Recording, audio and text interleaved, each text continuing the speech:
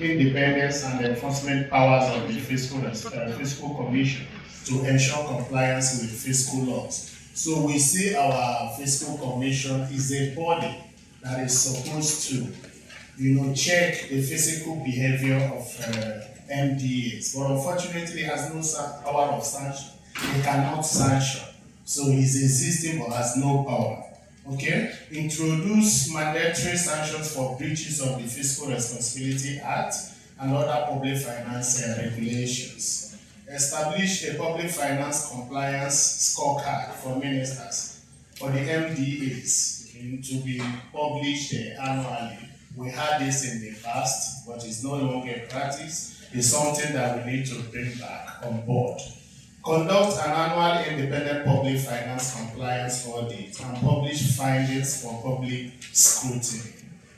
Okay, on the budgeting, a whole lot we are saying mentioned about the budgeting from the transparency, accountability, and also participation aspect of it.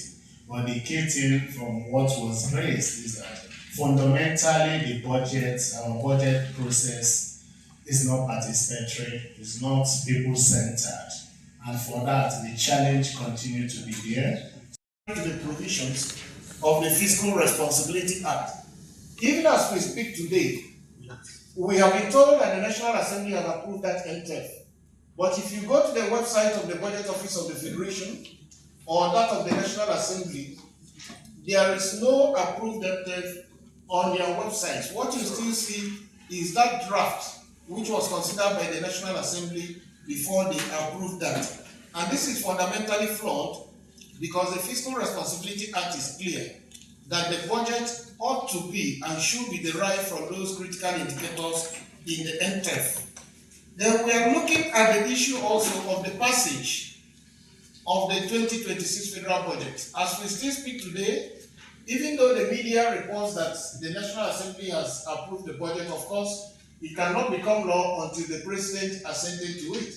And what we have today is that there has been an increase by about 9 trillion. Okay? In between when it was presented, it was about 58 trillion, right?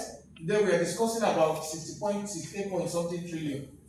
But unfortunately, the 58 trillion had an inbuilt deficit of 25 point something trillion, which was about 43 or thereabout percent of the total expected revenue. Now we've increased it to 68 trillion. We are going to be discussing a deficit that is more or less chasing about 6% of the GDP, which is beyond the statutory provision in the Fiscal Responsibility Act, which capped it at 3%. Unless the country is in a state of emergency or engaged in war or a very serious situation, that is when the Fiscal Responsibility Act allows us to exceed that 3% maximum ceiling. And today we have a situation where we have more than exceeded that ceiling. So where is the money going to come from? Likely we are going to borrow, but we already over-borrowed. Or likely they are anticipating that money will come from the new money that will come from the high oil prices, because as of today, Bonnet Light, which is Nigeria's spec, is selling above $110 per barrel. And the budget it was provided for about $64.8 or thereabout. So you are discussing a balance of about $50 per barrel. But that's not the way to do budgeting. Quality education, improving quality education, and even the infrastructure that is supposed to be, addressed to enable rural farmers bring out their products. Nigerians are not seeing those things.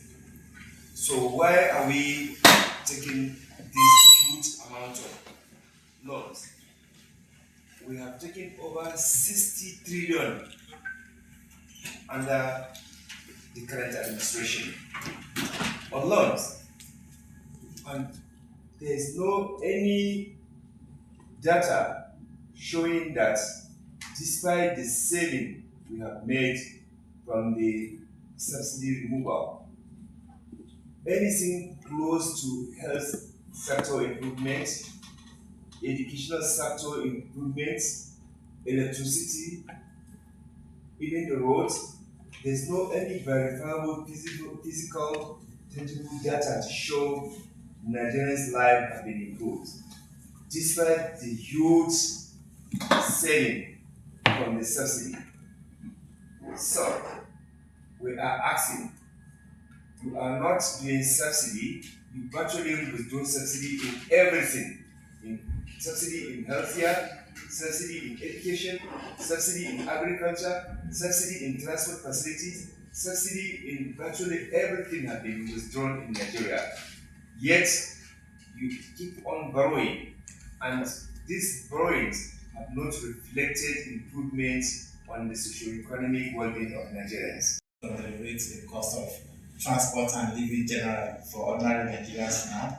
We have done with the refinery. No matter whatever anybody thinks about that refinery, without it, things would have been worse than it is now. So can government also consider, and some people have also been talking about this, can we also consider a subsidy system with the refinery that we basically provide fuel at reduced cost to Nigerians, and government pays them directly and not through some opaque system that people will then abuse? It is possible. We always seem to be afraid of ensuring that we take reforms that impact on people because we think some people will abuse the reform. So if government is afraid of people abusing reform, then it means the government is not ready to govern. Government should be able to say, we need to do what is right, and then punish those who are destroying whatever it is that we are doing.